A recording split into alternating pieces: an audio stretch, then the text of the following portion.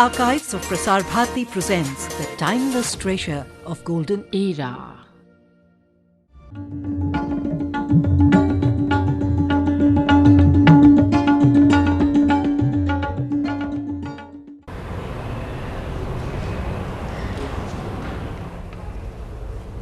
नमस्कार। संसद के केंद्रीय कक्ष से मैं सुचित्रा गुप्ता अपने दर्शकों का अभिवादन करती हूँ। I welcome all our viewers from the Central Hall of the Parliament House. अब से कुछ देर में राष्ट्रपति डॉक्टर शंकर दयाल शर्मा संसद के दोनों सदनों के समक्ष अभिभाषण करेंगे।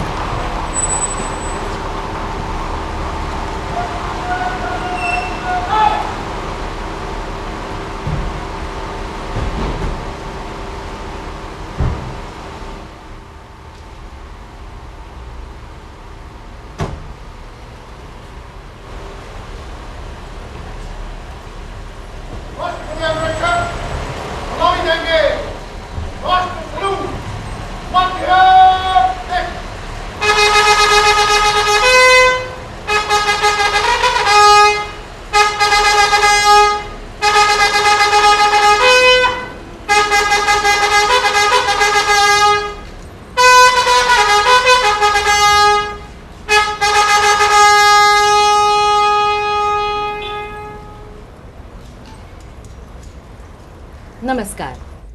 संसद के केंद्रीय कक्ष से मैं सुचित्रा गुप्ता अपने दर्शकों का अभिवादन करती हूँ।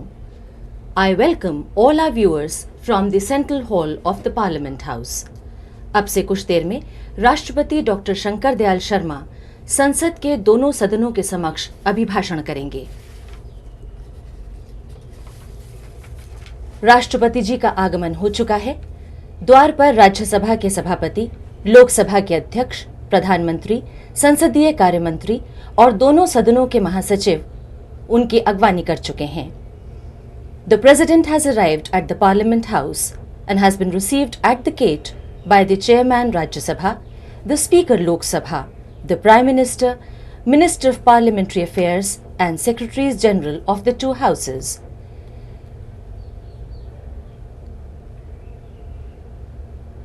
The President will now be conducted to the Central Hall in a procession. राष्ट्रपति जी को अब शोभा यात्रा में केंद्रीय कक्ष तक लाया जाएगा।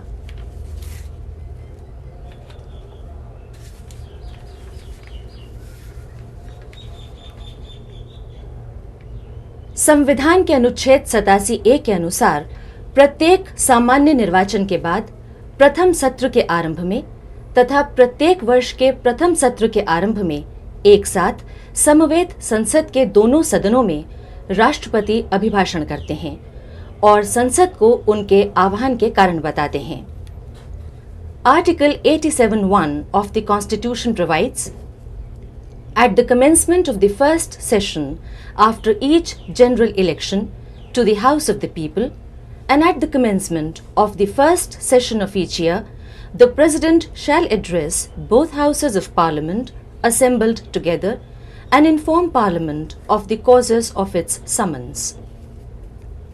जैसा कि आप जानते हैं, 11वीं लोकसभा का गठन हो चुका है। 22 और 23 तारीख को नवनिर्वाचित सदस्यों ने सदन में शपथ ग्रहण की और 23 तारीख को अध्यक्ष का निर्वाचन हो जाने के बाद, जैसा मैंने बताया, अब आज राष्ट्रपति जी संसद के दोनों सदनों के समक्ष अभिभाषण करेंगे।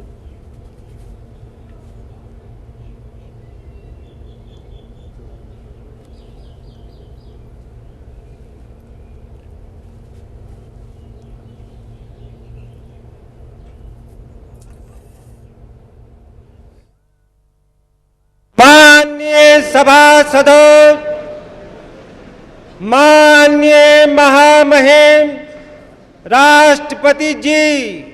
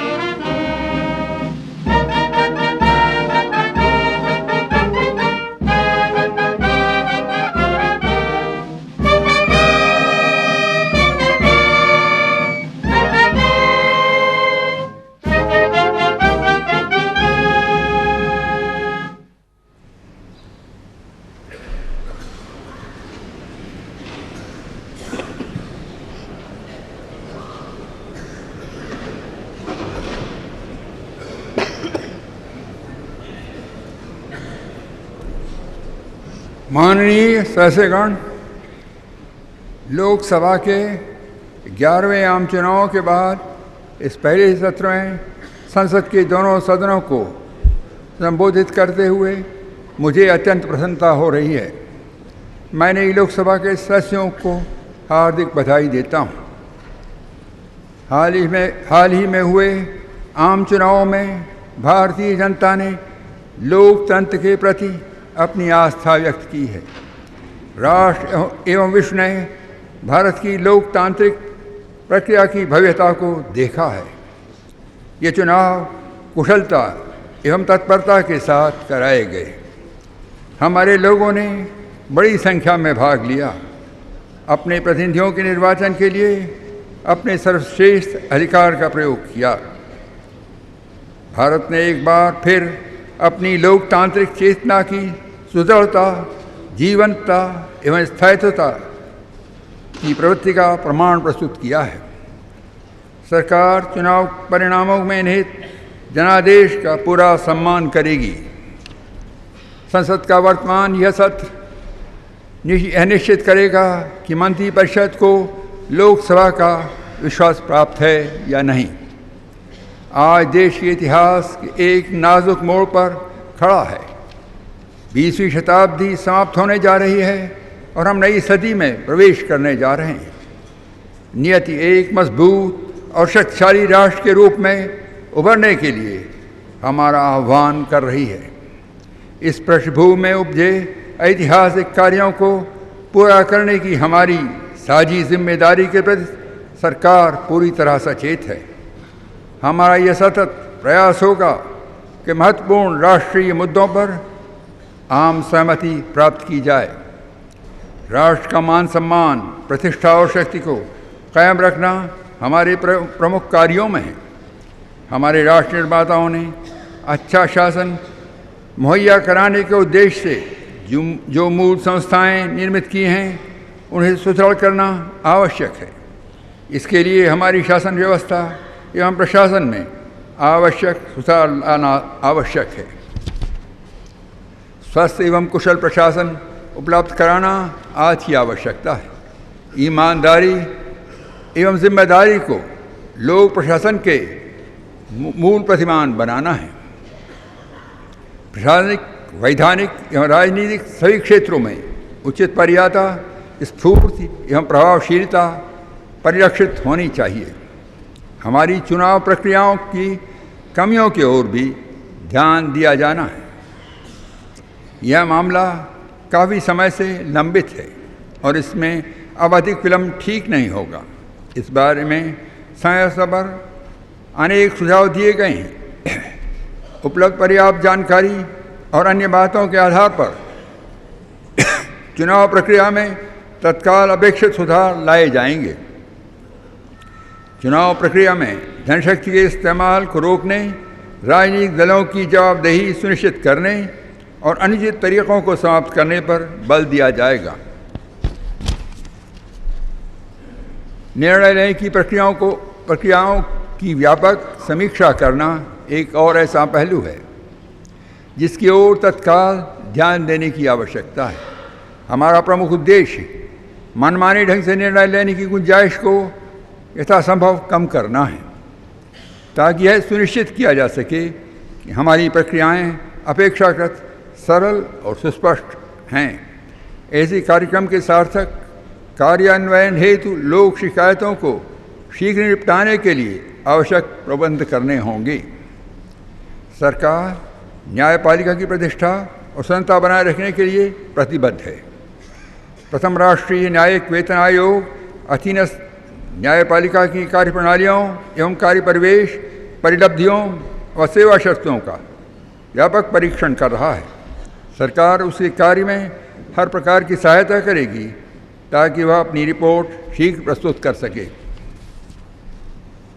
सरकार आधुनिक प्रबंध तकनीकों का विस्तार करके तथा न्यायाधीशों के रिक्त पदों को शीघ्र भरकर न्यायालयों में लंबित मामलों को कम करने का पूरा प्रयास करेगी। केंद्रीय सरकार के कर्मचारियों के कल्याण को सुदृढ़ करने की आवश्यकता के प्रति सरकार पूरी तरह सचेत है। पांचवा वेतन आयोग इस समय उनकी उपलब्धियों, वेतन ढांचे और सेवा शर्तों पर विचार कर रहा है। आयोग की अंतिम रिपोर्ट आने में अभी कुछ समय और लग सकता है। अतः सरकार ने आयोग से यथाशीघ्र अंतिम सिफारिश करने का अनुरोध किया है, जिससे उसके आधार पर कर्मचारियों को यथोचित राहत दी जा सके। सरकार प्रेस और मीडिया की स्वतंत्रता को कायम रखने के लिए प्रतिबद्ध है। व्यापक विस्तार के कारण इलेक्ट्रॉनिक मीडिया का महत्व हमारे दैनिक जीवन में बहुत अधिक बढ़ गया है। हम प्रसार भारती अधिनियम 1990 को पूर्णतः कार्यान्वित करके आकाशवाणी एवं दूरदर्शन को सरकारी नियंत्रण से मुक्त रखने के लिए कृतसंकल्प हैं। वर्ष 1995 में उच्चतम न्यायालय ने भी सरकार को यह निर्देश दिया है कि वह वायु तरंगें विनियमित करने के लिए एक स्वतंत्र प्राधिकरण की स्थापना करे। सरकार सही मायनों में स्वायत्त शासी प्रसार भारती निगम स्थापित करने के लिए सभी आवश्यक कदम उठाएगी। यह निगम सूचना के प्रसार में राष्ट्रीय पहचान, एकता एवं विश्वसनीयता को सुदृढ़ करेगा। यह गुणात्मक शिक्षा अथवा मनोरंजन की व्यवस्था करेगा। हमारे देश की विशालता, इसकी विविधता और अंतर्निहित एकता हमारी मूल शक्ति है। भारत एक राष्ट्र, एक जन है जिसकी अपनी विशिष्ट संस्कृति है। सरकार यह सुनिश्चित करने के लिए विभिन्न समुदायों और वर्गों के बीच सौहार्दपूर्ण संबंध सुदृढ़ हों, सभी कदम उठाएगी। सरकार सभी लोगों, विशेषकर कमज़ोर एवं अल्पसंख्यक वर्ग के लोगों की जान माल की सुरक्षा के लिए कटिबद्ध है। हिंसा के बल पर अलगाववाद, उग्रवाद, अपराधीकरण और सामाजिक गतिविधियों के लिए किसी भी सभ्य समाज में कोई स्थान नहीं होता और इनसे सरकार सख्ती से निपटेगी। ऐसा करने के लिए सरकार यह नहीं भूलेगी इन समस्याओं का हल करने में सामाजिक, आर्थिक और राजनीतिक उपाय भी समान रूप से ज़रूरी हैं। हमारे देश का पूर्वोत्तर क्षेत्र आज भी हिंसा, विद्रोह और जातीय संघर्ष से जूझ रहा है। सुरक्षा के साधनों और खुफिया तंत्र को सुदृढ़ बनाकर सीमा पार से विदेशी हथियारों और आतंकवादियों के प्रवेश करने को रोकने की आवश्यकता है। खैर कानूनी आप्रवाह अनिश्चितता की स्थिति पैदा करता है तथा इसको रोकने के लिए व्यापक उपाय करने होंगे। आर्थिक विकास को तेज़ करने के लिए प्रभावी प्रशासन का होना और लोक शिकायतों को तत्काल निपटाने के लिए एक सुदृढ़ तंत्र स्थापित करना भी नितांत आवश्यक है। जम्मू कश्मीर भारत का एक अभिन्न अंग है। अपने आंतरिक मामलों में किसी भी हस्तक्षेप को बर्दाश्त नहीं करेंगे। हम इस राज्य की लोकतांत्रिक कार्यप्रणाली को बहाल करना चाहते हैं। इसके लिए ऐसे सही प्रयास किए जा रहे हैं जिनसे राज्य में स्वतंत्र एवं निष्पक्ष चुनाव हो सकें। इसके साथ साथ विभिन्न क्षेत्रों के सामाजिक आर्थिक विकास के प्रयासों को भी तेज़ किया जाएगा। सरकार केंद्र एवं राज्यों के संबंधों में और सुधार लाने के लिए उत्सुक है। सरकारी आयोग की रिपोर्ट तथा अन्य व्यापक अध्ययनों से इस समस्या के विभिन्न पहलुओं पर पर्याप्त सुझाव प्राप्त हुए हैं। सरकार यह सुनिश्चित करेगी कि राज्य सरकारों के साथ अधिक परामर्श किया जाए और संविधान के अनुच्छेद 356 का दुरुपयोग न हो। संविधान के अनुच्छेद 263 के तहत परिकल्पित अंतर्राज्यीय परिषद की भूमिका एवं महत्व की व्यापक समीक्षा की जाएगी तथा उसे एक ऐसा प्रभावी तंत्र बनाया जाएगा जो राज्यों के बीच विवादों को निपटाने और उनके साझेदारों से संबंधित नीतियों एवं कार्यों के मामले में बेहतर तालमेल बनाने में समर्थ हो। उत्तरांचल और वनांचल के लोगों की आकांक्षाओं को पूरा करने के लिए सरकार ऐसे सभी कदम उठाएगी जो उन्हें पूर्ण राज्य का दर्जा देने के लिए उपयुक्त हों। दिल्ली को पूर्ण राज्य का दर्जा दिए जाने के साथ संबंधित विभिन्न समस्याओं पर भी गंभीरता से विचार किया जाएगा। हम भारतीय अर्थव्यवस्था का ऐसा रूप देखना चाहते हैं जिसमें भारत विश्व के राष्ट्रों में अग्रणी होकर अपनी नियति प्राप्त कर सके। हमें प्रत्येक भारतीय की रचनात्मक प्रतिभा पर पूरा विश्वास है। इन प्रतिभाओं का भरपूर उपयोग सुनिश्चित करने के लिए नियंत्रणों एवं विनियमों के पुराने ढांचे को हटाना होगा तथा विकास के लिए मुक्त बाजार व्यवस्था के सहायक की भूमिका अदा करने के लिए सरकार को मजबूती प्रदान करनी होगी। साथ ही गरीबी उन्मूलन कार्यक्रमों तथा सामाजिक संरचना को भी सुदृढ़ करना होगा। पिछले 5 वर्षों में आर्थिक सुधारों से कुछ सफलता मिली है।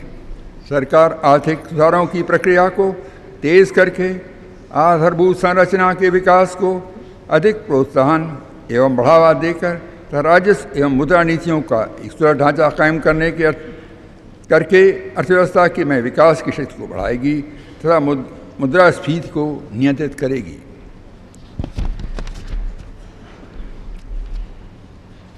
आज ब्याज की ऊंची दरों, जमा पूंजी की कमी से उद्योग, व्यापार व कृषि के विकास पर विपरीत प्रभाव पड़ रहा है।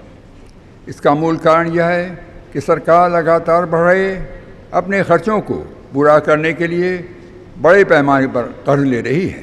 सरकार गैर विकास खर्च कम करेगी तथा राजस्व घाटा कम करने के लिए कर्ज दरों में तेज़ी लाएगी। इस प्रकार अधिक उत्पादक कार्यों के लिए संसाधन मुहैया कराए जाएंगे। सरकार उन क्षेत्रों का पता लगाएगी जिनमें उसकी भूमिका की आवश्यकता नहीं है। कराधान के क्षेत्र में हम ये सुनिश्चित करेंगे न केवल कर के स्तर एवं दरें ऐसी हों जिनसे विकास कार्य में बाधा न पड़े, बल्कि उनसे समाज के समृद्ध वर्गों के बीच कर के बोझ का समान रूप से बंटवारा हो सके। हम एक उपयुक्त मूल्य संवर्धित कर ढांचा भी तैयार करेंगे।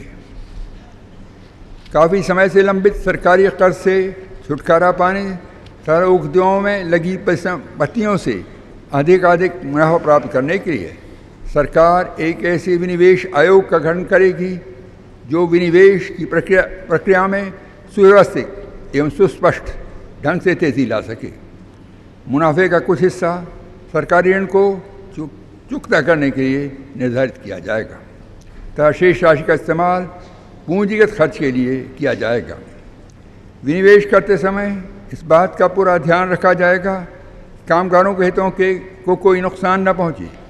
राष्ट्रीय नवीकरण कोष का उपयोग कामगारों के पुनः ऐसे प्रशिक्षण तथा उन्हें फिर से ऐसे काम पर लगाने के लिए किया जाएगा जो तेज़ी से विकसित हो रही अर्थव्यवस्था के लिए आवश्यक हैं।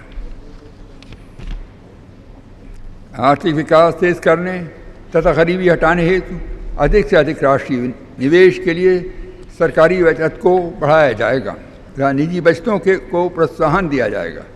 राष्ट्रीय बचत प्रयासों में वृद्धि के लिए विदेशी बचत एवं निवेश का स्वागत किया जाएगा। भारत जैसा विशाल एवं पूंजी निवेश की संभावना वाला देश प्रत्यक्ष विदेशी निवेश को महत्वपूर्ण आधारभूत संरचना संबंधी क्षेत्रों में विशेषकर विद्युत, सड़कें, बंदरगाह एवं दूरसंचार में आसानी से दुगना कर सकता है।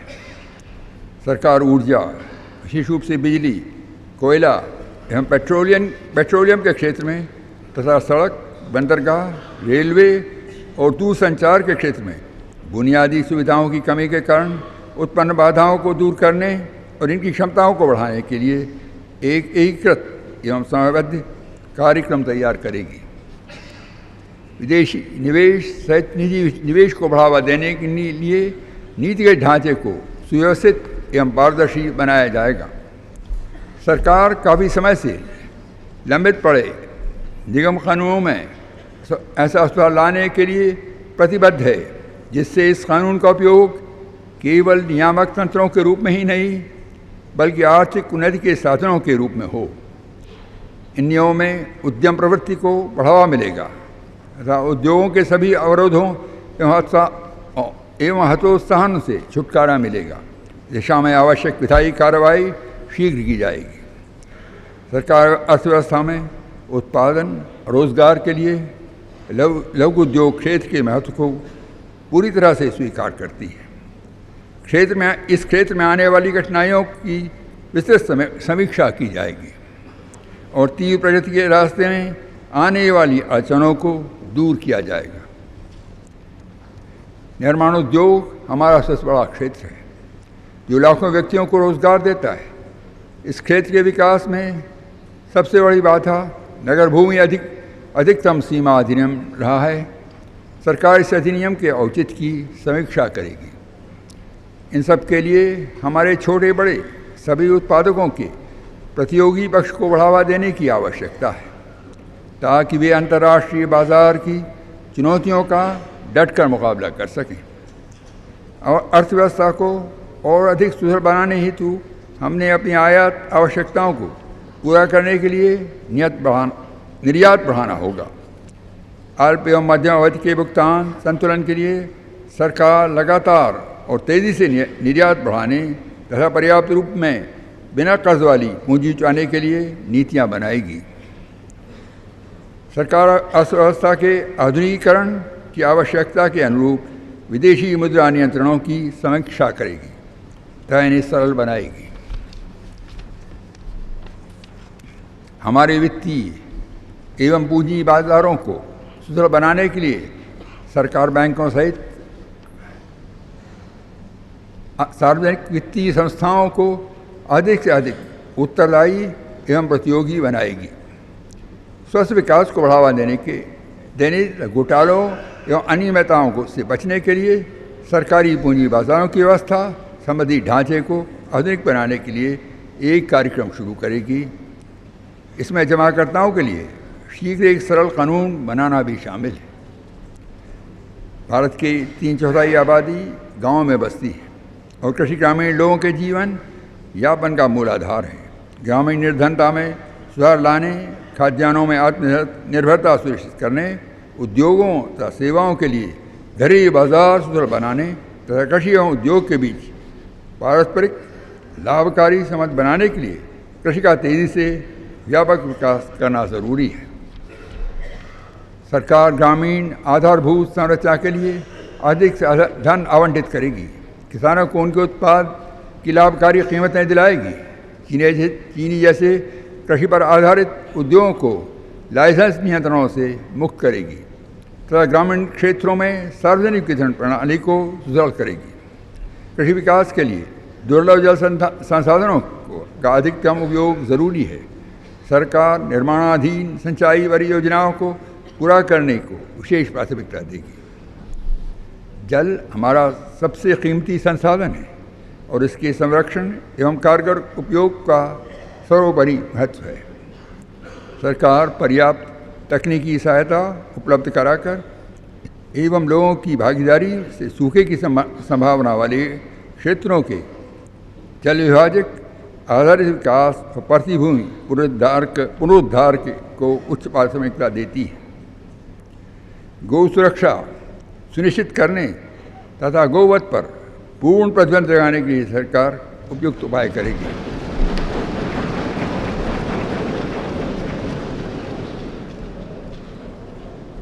महिलाओं को वास्तविक शक्तियां प्रदान करने के लिए सरकार ऐसी नीतियां बनाएगी जिनसे यह सुनिश्चित हो कि उनकी गरिमा और अधिकारों का हनन न हो और उनकी पूरी क्षमता का उपयोग हो सके। सरकार राज्य विधानसभाओं और संसद सहित सभी निर्वाचित निकायों में महिलाओं के लिए 33% स्थान अर्जित करने के लिए आवश्यक विधायी एवं अन्य उपाय करेगी। विकलांगों और अन्य ऐसे व्यक्तियों की देखरेख की प्राथमिक जिम्मेदारी राष्ट्र की है जो किन्हीं ऐसे कारणों से जिन पर उनका नियंत्रण नहीं है अभावग्रस्त हैं। साथ ही इस बारे में व्यापार और उद्योगों को उनके सामाजिक उद्देश्य के लिए सुग्राही बनाया जाएगा। हमारे वरिष्ठ नागरिकों पर भी विशेष ध्यान दिए जाने की आवश्यकता है। सरकार उनकी समस्याओं पर विचार करेगी और ऐसे उपाय करेगी जिनसे वृद्धावस्था में उनका जीवन अधिक से अधिक सहज हो सके। सरकार देश में व्याप्त घोर गरीबी की समस्या के बारे में काफ़ी चिंतित है। देश के सबसे गरीब वर्गों की आवश्यकताओं पर तत्काल एवं सहानुभूतिपूर्ण ध्यान देने की आवश्यकता है। हम उन कार्यक्रमों को सुदृढ़ बनाएंगे जो उनके सामाजिक एवं आर्थिक उत्थान में काफ़ी सहायक हों। इनसे उन्हें लाभकारी रोजगार मिलेंगे तथा आमदनी पैदा करने के साधन प्राप्त होंगे। ऐसा करते समय हम यह सुनिश्चित करने का प्रयास करेंगे कि सामाजिक आर्थिक क्षेत्रों में व्याप्त असमानताओं को दूर किया जा सके। इसलिए अनुसूचित जातियों, अनुसूचित जनजातियों, पिछड़े वर्गों, समाज के अनुपेक्षित वर्गों तथा बंधुआ मजदूरों एवं बाल श्रमिकों की समस्याओं की ओर विशेष ध्यान दिया जाएगा। हमारे समाज के कमज़ोर वर्गों के लिए गरीबी उन्मूलन तथा अन्य कल्याणकारी उपायों के कार्यक्रमों के क्रियान्वयन में विशेष रूप से लोगों पर यही सही ध्यान केंद्रित करना होगा जिन्हें वास्तव में सरकार से सहायता की ज़रूरत है। सरकार गरीबों में से भी सबसे अधिक करीब 5 करोड़ परिवारों की शीघ्र पहचान करके उन्हें तत्काल राहत प्रदान करेगी। इन कार्यक्रमों को लागू करने के लिए राज्य सरकारों की भूमिका काफ़ी महत्वपूर्ण है। इसके लिए हम उन्हें आवश्यक सहयोग देंगे तथा आर्थिक एवं सामाजिक न्याय को बढ़ावा देने के कार्य में उनका सक्रिय सहयोग लेंगे। केवल आर्थिक प्रगति ही विकास का मापदंड नहीं हो सकती। गरीबी, बीमारी तथा भुखमरी की समस्याओं पर बहुआयामी दृष्टिकोण अपनाने की आवश्यकता है। वास्तव में शिक्षा, स्वास्थ्य तथा अन्य कल्याणकारी उपायों जैसी सामाजिक ज़रूरतों के अभाव में लोगों के जीवन स्तर में सुधार नहीं लाया जा सकता, जो कि विकास का वास्तविक सूचक है। सरकार 10 वर्षीय एक ऐसी नवीन योजना शुरू करेगी जिसमें मुख्य ध्यान गरीबों के बच्चों के लिए पोषक आहार, उनके स्वास्थ्य की देखरेख शिक्षा सुविधाओं पर होगा, ताकि उन्हें अन्य बच्चों के समकक्ष लाया जा सके। इस योजना के लिए पर्याप्त संसाधन उपलब्ध कराए जाएंगे। सरकार शिक्षा को उच्च प्राथमिकता देती है, क्योंकि ये भौतिक, शारीरिक और आध्यात्मिक विकास एवं समाज तथा व्यक्ति की संपन्नता का एक साधन है। श्रम तथा संसाधनों की ये सापेक्ष लाभ पर आधारित पुरानी व्यवस्था के स्थान पर मानव संसाधन, कार्यदक्षता तथा प्रौद्योगिकी के आधार पर बन रही नई व्यवस्था को अपनाया जा रहा है। हमारे बदलते हुए आर्थिक परिदृश्य तथा बढ़ती हुई सामाजिक आकांक्षाओं को देखते हुए शैक्षिक कार्यक्रमों में व्यापक सुधार लाने की आवश्यकता है। हम अपने बच्चों को संविधान में की गई व्यवस्था के अनुसार अभी तक निःशुल्क प्राथमिक शिक्षा तक मुहैया नहीं करा पाए हैं। इसमें तत्काल सुधार लाने की आवश्यकता है। सरकार व्यावसायिक और तकनीकी शिक्षा को बढ़ावा देगी। सरकार महिलाओं में शिक्षा के प्रसार के लिए विशेष प्रयास किए जाने की आवश्यकता को भली भांति समझती है।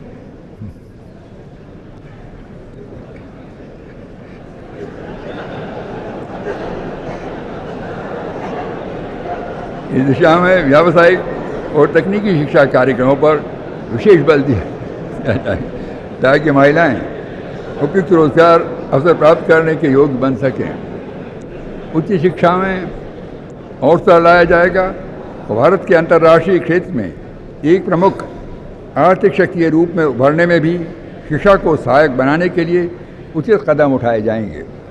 इस क्षेत्र में मौजूदा विशिष्ट शिक्षा केंद्रों को और अधिक सुदृढ़ बनाने की ओर तत्काल ध्यान दिया जाएगा। नए क्षेत्रों भी ऐसे केंद्र खोलने पर विचार किया जाएगा। हम स्वास्थ्य तथा पोषक आहार कार्यक्रमों में सरकारी निवेश बढ़ाना चाहते हैं, क्योंकि यह लोगों के जीवन स्तर में सुधार लाने के लिए अत्यंत आवश्यक है। हमारा लक्ष्य होगा सभी के लिए स्वास्थ्य। इन कार्यक्रमों में शिशु मृत्यु दर में भी कमी, घातक रोगों से बचाव के लिए बच्चों का टीकाकरण तथा प्राथमिक स्वास्थ्य व्यवस्था में सुधार जैसे पहलुओं पर विशेष जोर दिया जाएगा। इसके लिए हम आयुर्वेद, यूनानी, होम्योपैथी तथा चिकित्सा की अन्य भारतीय पद्धतियों का भी पूरा उपयोग करेंगे। सरकार राष्ट्रीय कार्यसूची में जनसंख्या से संबंधित मुद्दों, विशेषकर परिवार नियोजन को उचित प्राथमिकता देगी।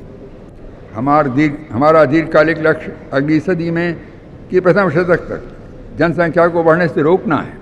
सरकार परिवार नियोजन के मानदंडों को अपनाने के लिए उत्साहित करने हेतु प्रोत्साहन एवं हतोत्साहन की नीति बनाएगी। दुर्भाग्य की बात है कि अनेक बस्तियों में अभी पीने के स्वच्छ पानी की कमी है या उपलब्धि नहीं है। 1,60,000 बस्तियाँ ऐसी हैं जहाँ पीने का पानी उपलब्ध नहीं है और 1,40,000 बस्तियों में पीने का पानी बहुत दूषित है। सरकार एक समयबद्ध कार्यक्रम बनाकर अपने सभी लोगों को पेयजल की सुविधाएं उपलब्ध कराने के लिए प्रतिबद्ध है।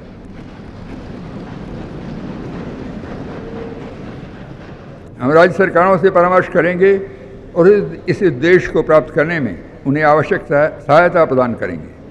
जिन क्षेत्रों में पेयजल रसायनों से दूषित हो गया है वहाँ से स्वच्छ और पीने योग्य बनाने के लिए मौजूदा प्रौद्योगिकी का उपयोग किया जाएगा।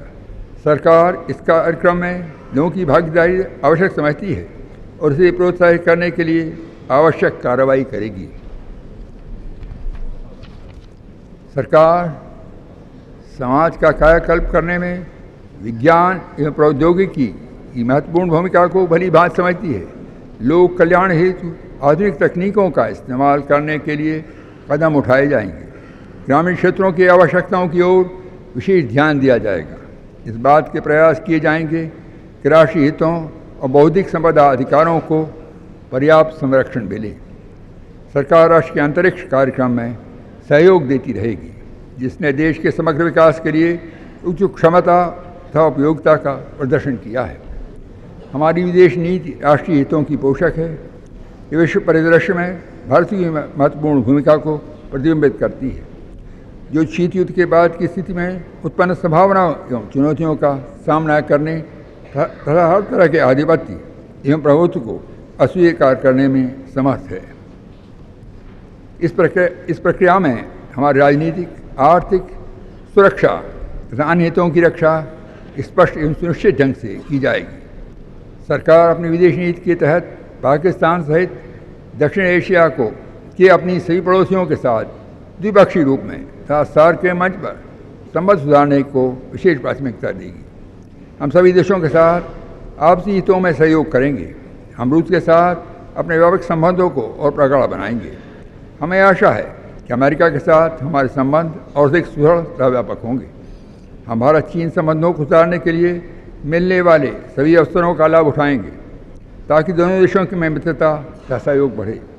एशियाई देशों के साथ भाईचारे के लिए अपनी वचनबद्धता के अनुरूप आसियान के समस्त सदस्य देशों के साथ अपनी मैत्री संबंधों को और अधिक सुदृढ़ करेंगे। बहुआयामी क्षेत्र में भारत की भूमिका सदैव रचनात्मक रही है।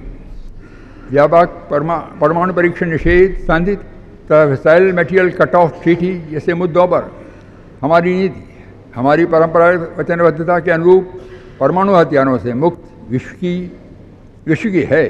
यद्यपि परमाणु ऊर्जा के शांतिपूर्ण इस्तेमाल की हमारी प्रतिबद्धता से सही भली बात परिचित है, फिर भी राष्ट्रीय हितों के परिप्रेक्ष्य में आवश्यक होने पर हम अपनी परमाणु नीति का पुनर्मूल्यांकन करेंगे। भारत के पड़ोस के कुछ भागों में सुरक्षा की दृष्टि से अनिश्चितता बनी हुई है। यह दुखद है कि पाकिस्तान का भारत के खिलाफ आतंक भड़काना जारी है। हम पाकिस्तान से आग्रह करते हैं कि सभी अनसुलझे मामलों को सुलझाने के लिए द्विपक्षीय वार्ता की हमारी पेशकश पर रचनात्मक रवैया अपनाए। देश की महत्वपूर्ण सुरक्षा संबंधी मामलों पर कोई समझौता नहीं किया जाएगा। रक्षा अनुसंधान एवं हथियार प्राप्त करने के मामले में हमारी रक्षा क्षमता के स्वदेशी तकनीकी विकास का कार्यक्रम जारी रहेगा तथा हमारी सुरक्षा ज़रूरतों के मुताबिक इसे सुदृढ़ बनाया जाएगा। राष्ट्रीय सुरक्षा परिषद के ढांचे में सुधार करने के और उसका स्तर बढ़ाकर हम राष्ट्रीय सुरक्षा के प्रति समन्वित दृष्टिकोण अपनाने पर बल देंगे। राष्ट्र की सुरक्षा के लिए भारतीय सशस्त्र सेनाओं की क्षमताओं पर हमें पूरा विश्वास है। हम उनकी क्षमता को बरकरार रखने एवं उसे बढ़ाने के लिए सभी अपेक्षित कदम उठाए जाएंगे। मुझे विश्वास है कि सशस्त्र सेनाओं की कर्तव्यनिष्ठा एवं समर्पण की भावना की सराहना करने में मैं माननीय सदस्यों की भावनाओं को भी परिलक्षित कर रहा हूँ। उनके अमूल्य योगदान को देखते हुए सरकार उनके कल्याण हेतु हर संभव कदम उठाने के लिए प्रतिबद्ध है। हम अपने भूतपूर्व सैनिकों को नज़रअंदाज नहीं कर सकते। उन्होंने राष्ट्र की अमूल्य सेवा की, इसलिए उनकी ओर विशेष ध्यान दिया जाएगा। सरकार को उनके पुनर्वास और कल्याण के लिए समुचित निधि वाले सैनिक कल्याण प्रतिष्ठान की स्थापना करेगी। हम अगली सदी के द्वार पर खड़े हैं और हमारे समक्ष अनेक महत्वपूर्ण चुनौतियां हैं। 11वीं लोकसभा को देश को अगली सदी में ले जाने के कार्य में अपना योगदान करने का गौरव प्राप्त होगा। हाँ, इस ऐतिहासिक कार्य में मेरी शुभकामनाएं आपके साथ हैं। जय हिंद।